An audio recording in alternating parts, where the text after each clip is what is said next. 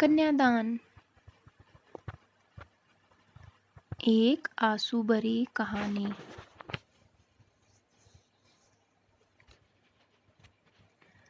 रामराव जी के दो बच्चे थे, रूही और पवन।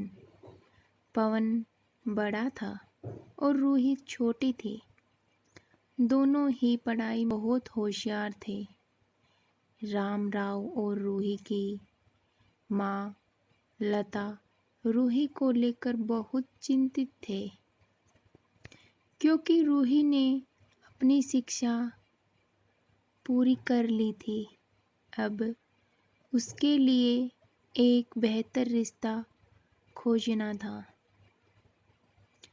एक दिन उसके करीबी रिश्तेदार का बेटा दीपक शादी में रूही का हाथ मांगने के लिए अब उनके घर आया। दीपक को सभी पसंद करते थे। वह दिखने में अच्छा था और एक अच्छी कंपनी में कार्यरत था। दीपक के परिवार को भी रूही पसंद थी।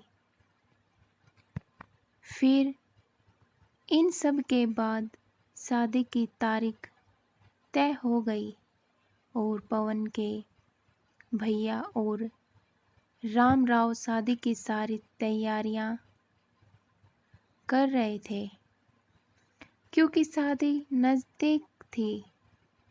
सारी तैयारियां हो गई। शादी का दिन भी आ गया। पवन रूही का हाथ पकड़कर मंडप में ले आया। रूही सुंदर गुड़िया सी दिख रही थी। सुंदर नाक, आंखें, रंग गोरा, लंबी लंबी चोटी। रूही देखने में बेहद खूबसूरत थी। पवन रूही को मंडप में ले आया और पंडित ने रूही को कन्यादान के लिए हाथ आगे करने को कहा और उसका हाथ कांपने लगा। जिस पिता ने इस हाथ को पकड़कर दुनिया में चलना सिखाया, वही आज उसका हाथ किसी और पुरुष के हाथ में देने जा रहे थे। अपनी उस बेटी के बिना अपना बाकी का जीवन बिताना, ये विचार ही उनके लिए काफ़ी कष्टदायक था। पिता ने उसका हाथ पकड़ लिया और उसके होने वाले पति ने नीचे से उसके हाथ को सहारा दिया। कन्यादान की रस्म शुरू हुई। हाथों से पानी की एक एक बूंद गिरने के साथ पिता की आंखों से भी बूंद बूंद आंसू गिर रहे थे। अपने कलेजे का टुकड़ा दान करते समय क्या अवस्था होती है, तब वह रामराव ने जाना।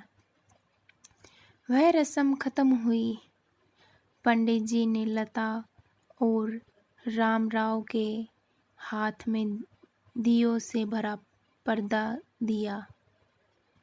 उनके सामने बेटी और उसका पूरा ससुराल परिवार बैठाया और पंडित जी ने कहा, आज से आपकी बेटी उनकी हो गई।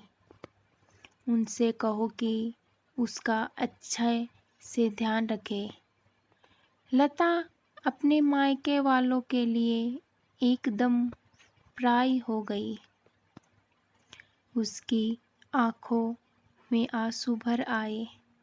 रूही को 2 दिन की ट्रिप पर भी भेजना माँ के लिए कितना मुश्किल होता था, और अब उसको हमेशा के लिए दूसरों के घर भेज दिया जाए और उसके अपने ही घर का मेहमान बना दिया जाए। यह बात अब माँ को समझ आ रही थी। उस रस्म के बाद दूल्हा गेट पर आ गया। पंडित जी ने आवाज़ दी, लड़की के मामा लड़की को लेकर आओ। उस मामा का हाथ पकड़कर वह उस अंतरपाट पर जा रही थी। सुबह उठकर एक साथ नाश्ता, फिर मस्ती, फिर मामी के हाथ का खाना और रात में मामा के गोद में सिर रखकर सोने वाली भांजी आज उस मामा को दूसरे के हाथ में सौंपनी होगी। यह सोचकर उसने अपने हाथ कस लिया और मंगल कष्टक प्रारंभ हो गए। भाई दूज के दिन बिना कुछ मांगे मिलने वाला गिफ्ट, एक साथ फोड़े हुए पटाखे, टीवी कौन देखेगा? इस पर झगड़ा और दादाजी गुजर जाने के बाद उन दोनों का गले लगकर रोना। दोनों भाई बहनें आज एक दूसरे को देख रहे थे। उतनी ही देर में मंगला कष्टक समाप्त हो गया। मंगला कष्टक समाप्त हो जाने के बाद रूही अपने आगे आने वाले नए जीवन को लेकर उत्साहित हो गई। रूही ने वरमाला पहनाई और अपने पति दीपक के पास खड़ी हो गई। रूही के सामने बहुत से लोग खड़े थे। कुछ आशीर्वाद दे रहे थे और कुछ पास होकर स्तुति कर रहे थे। फोटो के लिए उसकी सहेलियां आई। एक ने उसका हाथ पकड़ा, दूसरी ने उसका पल्लू अटका हुआ निकाला, तीसरी ने उसके आंसू पोंछे। हम घर रहने के लिए आ रहे हैं, आंटी को बोलना खाना खाने के लिए आएंगे। उसे उस एक कमरे की आवाज़, एक दूसरे के अधिकार और वह दिन याद आ गए जब वे एक साथ रहती थी। अचानक पति दीपक ने कहा कि तुम चारों की तस्वीरें ले लो, मैं साइड में खड़ा हो जाता हूँ। और वह चारों चेहरे हंसे खाने की कतार में। आज रूही माँ पापा से दूर दूसरे लोगों के साथ बैठी थी। खाना खाने के बाद पंडित जी ने गौरी हार की पूजा करने के लिए बुलाया। रूही ने वहाँ मन से पूजा की। माँ ने रूही की झोली भर दी और अनीता आंटी ने कहा कि आप पीछे मुड़ना मत। रूही अचानक चौंक गई। वह आगे बढ़ने लगी और इतने सालों से वापस आने में देर हो जाने पर अस्वस्थ होने वाले वह चाचा जी जन्मदिन पर 5-6 फ्रॉक उसके आगे लाकर रखने वाले चाचा जी, मैं नहीं आने वाली, आज घर में चाची के पास रहूँगी कहकर रोने वाली वह आज हमेशा के लिए दूर चली जाएगी। यह रूही के दूसरे माँ पापा के रूप में चाचा चाची को भी यह बात सहन नहीं हो रही थी। उसकी पहचान आज बदल चुकी थी।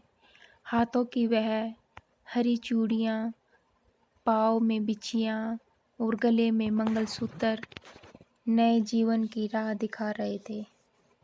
सास का हाथ पकड़कर रूही उस फूलों से सजी गाड़ी में दीपक के साथ बैठी। उस गाड़ी में खुशी थी और उस गाड़ी के बाहर खड़े सभी लोग आंखों में आंसू लिए उसे अलविदा कर रहे थे। रूही बोली, मम्मी पापा आते हूँ, मैं बहुत मुश्किल होता है। अपना कलेजा, अपना दिल अपने ही हाथों से बाहर निकाल कर पराए हाथों में सौंपना, और वह अपने कलेजे को, अपने दिल को खुद के दिल से लगा कर रखेगा। फिर भी हर माता पिता इस मुश्किल कामना सपना देखते हैं। लड़की के जन्म के बाद से ही। दोस्तों, ये थी हमारी छोटी सी कहानी। अगर आप लोगों को पसंद आए तो हमारे चैनल को लाइक कीजिए, शेयर कीजिए और सब्सक्राइब कीजिए। धन्यवाद।